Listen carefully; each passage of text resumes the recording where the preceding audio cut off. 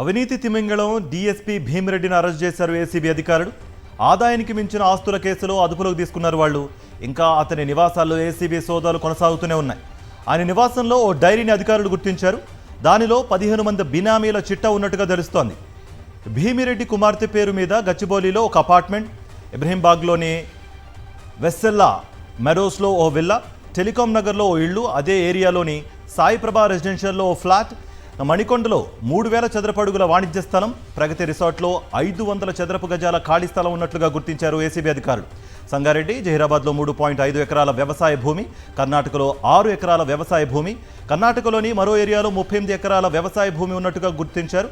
నాగోల్లో 200 చదరపు గజాల ఖాళీ స్థలం, పటాన్ చెరువులో 200 చదరపు గజాల ఖాళీ స్థలం ఉన్నట్టుగా తేల్చారు.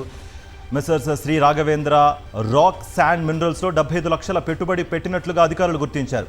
భీమిరెడ్డికి చెందిన ఓ ఇంట్లో 3.60 లక్షల నగదు, 2 కిలోల బంగారు ఆభరణాలు, 20 కిలోల వెండి ఆభరణాలను, అతని బినామీ ఇంట్లో 40 లక్షల నగదును గుర్తించారు. మరో 2-3 రోజుల్లో పాటు సోదాలు కొనసాగే అవకాశం ఉందని కూడా అధికారులు తెలిపారు. మరి కాసేపట్లో ఆయన్ను అరెస్ట్ చేయనున్నట్టుగా వెల్లడించారు.